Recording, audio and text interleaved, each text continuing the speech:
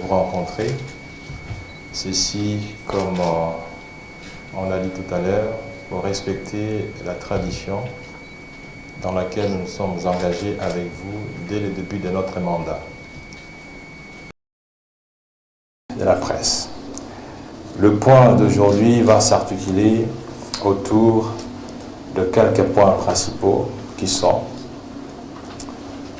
les aspects sécuritaires, diplomatiques et politiques, les aspects économiques et sociaux, les aspects monétaires et financiers, mais aussi les aspects de perspective, parce que nous sommes en plein 2014.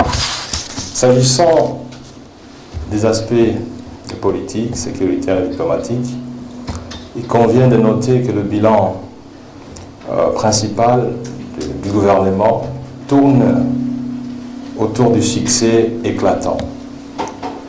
Succès héroïque, succès historique des forces armées congolaises sur les forces négatives, sur les forces du mal. Ces forces symbolisées par les mouvements M23. Comme vous le savez, les forces armées congolaises ont gagné une victoire militaire éclatante sur les collines de Tchanzu, de Runyoni, qui sont considérées comme des collines de la mort. Une victoire éclatante. Et comme vous le savez, c'est une victoire historique parce que c'est pour la première fois, quoi qu'on en dise, que les forces armées congolaises gagnent une victoire de manière aussi autonome. Bien sûr, cette victoire, comme vous le savez, procède du leadership fort du chef de l'État qui a mis tous les moyens, à la fois stratégiques, tactiques et financiers, pour arriver à bout de ces forces, au moment où personne n'y croyait. Nous devons donc féliciter le commandant suprême pour cette victoire et surtout louer l'engagement ferme de nos forces armées. En ce qui concerne la situation économique et monétaire, mesdames et messieurs de la presse, après ce survol de la situation politique, sécuritaire et militaire, je voudrais aussi m'appesantir sur les réalisations économiques et financières. L'élément le plus important ou des références, c'est la stabilité du cadre macroéconomique.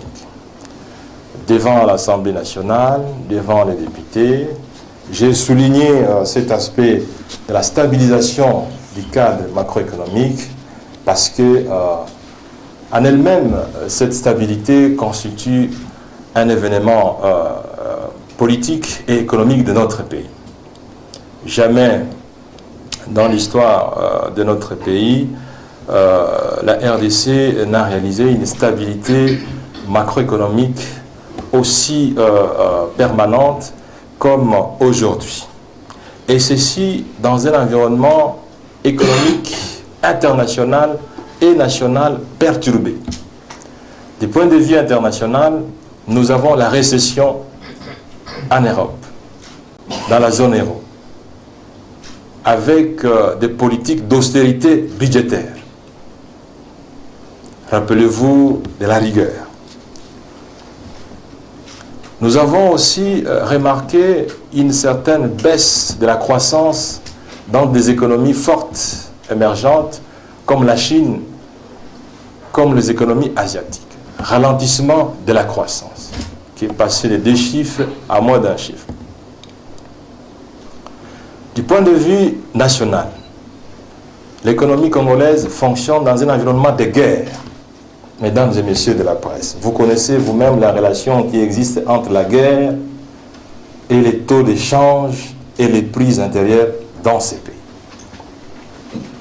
Autant l'environnement économique international était perturbé, autant l'environnement national était grevé par des perturbations à l'est du pays. Mais en dépit de tout cela, nous avons réalisé un taux d'inflation de 1%, qui propulse la RDC dans les top 1 du continent africain. La RDC est le seul pays en Afrique qui aura réalisé les taux d'inflation de 1%. Et ceci depuis 1960. Les statistiques peuvent vous être données par la Banque centrale parce qu'elles ne sont pas produites par la primature. Nous avons réalisé un taux d'échange stable avec un taux de dépréciation monétaire en dessous de 1%. Comme vous le savez, depuis près de 4 ans aujourd'hui, notre taux d'échange tourne aux environs de 920-923 francs congolais les dollars. Pour la petite histoire, mesdames et messieurs de la presse, pour que vous compreniez, vous qui êtes de la presse, à fin décembre 2009, le Fonds monétaire international, ensemble avec le gouvernement, projette les taux d'échange à 1200 francs congolais à fin décembre 2010. Ces documents existent. Fonds monétaire international, gouvernement, disent, après examen minutieux, avec toute la rigueur reconnue au Fonds monétaire international, que la RDC fera un taux d'échange de 1200 francs congolais à fin décembre 2010. Aujourd'hui, nous sommes à combien, mesdames et messieurs de la presse? Ces résultats de stabilisation du cadre macroéconomique est profitable à l'ensemble de la population. Parce que d'aucuns croient que la stabilité n'a pas de profit social. Comme je l'ai dit devant les députés, le premier bénéficiaire de la stabilité du cadre macroéconomique sont les moins aisés, ceux dont les revenus ne sont pas indexés, ceux qui touchent en francs congolais, ceux qui ne voient pas les dollars comme vous et moi dans cette salle ici.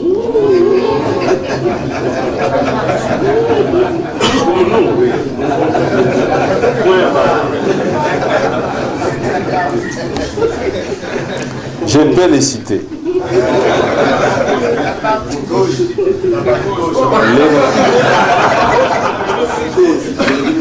Les mamans maraîchères, celles qui vendent les ndunda, elles savent la portée d'un taux d'échange qui ne change pas, des prix qui ne s'envolent pas. Parce que quand elles vendent les ndunda, des très célèbres pépinières de Bandal, parce qu'apparemment ça n'existe plus, et que des fruits de vente, elle doit aller acheter les cahiers, elle doit acheter les stylos, elle doit aller acheter les mpiodi qui sont importés et qui sont indexés. Elle sait évaluer les prix de la stabilité. Les fonctionnaires qui touchent en francs congolais, les policiers, les militaires qui touchent en francs congolais, dont le salaire est régulier et dont l'augmentation a été faite au cours de l'année dans des proportions compatibles avec l'enrichissement du pays, savent ce que c'est la stabilité des prix et des taux d'échange. Parce que quand on a 10 000 francs supplémentaires, on sait effectivement accroître ses capacités d'achat des produits sur le marché des biens et services. Donc, mesdames et messieurs de la presse, il est important que vous sachiez que la stabilité a un effet social important. Je sais que vous étiez les principaux animateurs de l'expression au taux du jour, qu'on vous a enlevé de votre stylo. Quand on vous posait la question, comment vous allez dire au taux du jour? Est-ce qu'aujourd'hui vous pouvez répondre au nom de la stabilité?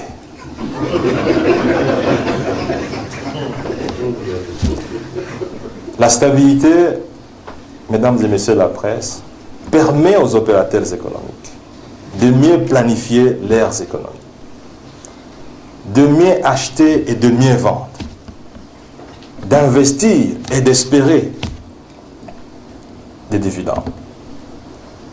Le taux de croissance économique de la RDC à fin décembre 2013 est allé à 8,5%. Ainsi, la RDC est propulsée dans les top 3 du continent africain. Le taux de croissance de 8,5% est le tout premier depuis 1970.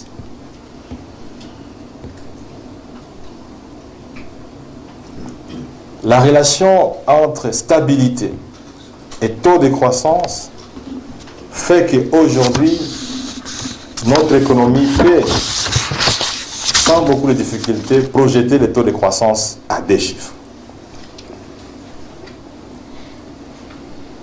La croissance économique, mesdames et messieurs de la presse, c'est ça l'indicateur clé pour mesurer la création de richesses.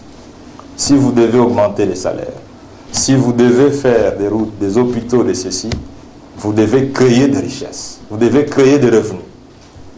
Et ces revenus doivent être distribués. Aujourd'hui, nous sommes à mesure de vous dire que la stabilité macroéconomique, la stabilité des réserves d'échange, parce qu'aujourd'hui nous avons atteint 1,7 milliard de dollars, un peu plus d'1,7 milliard de dollars, alors que nous ne sommes pas en programme avec le Fonds monétaire international, nous n'avons pas reçu d'appui budgétaire, mais nous avons accru nos réserves d'échange pour donner davantage de sécurité à la monnaie nationale.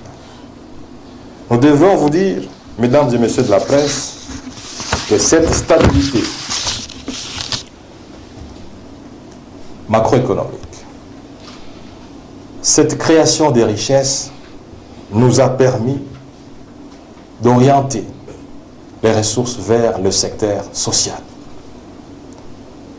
Parce que le programme du chef de l'État, président de la République, est axé sur l'amélioration du social, sur l'amélioration du vécu quotidien de la population congolaise.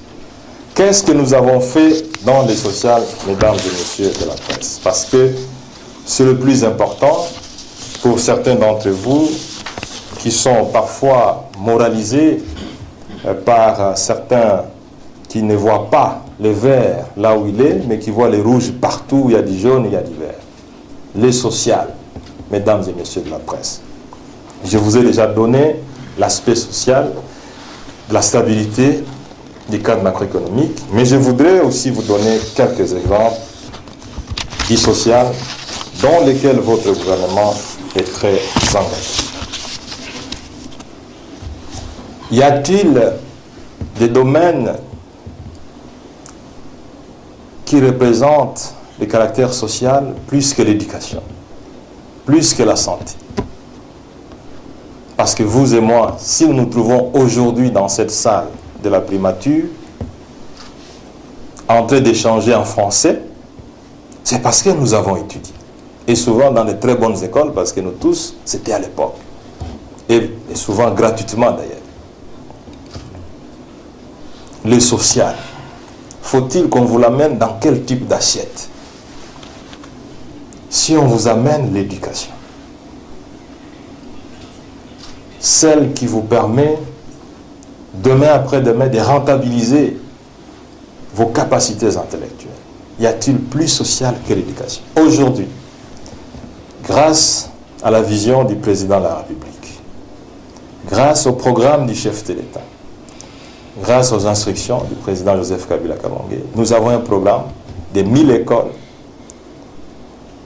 que nous sommes en train de construire. Avant d'entrer dans la salle, j'ai posé la question au patron de l'enseignement primaire et secondaire. Il me disait ceci: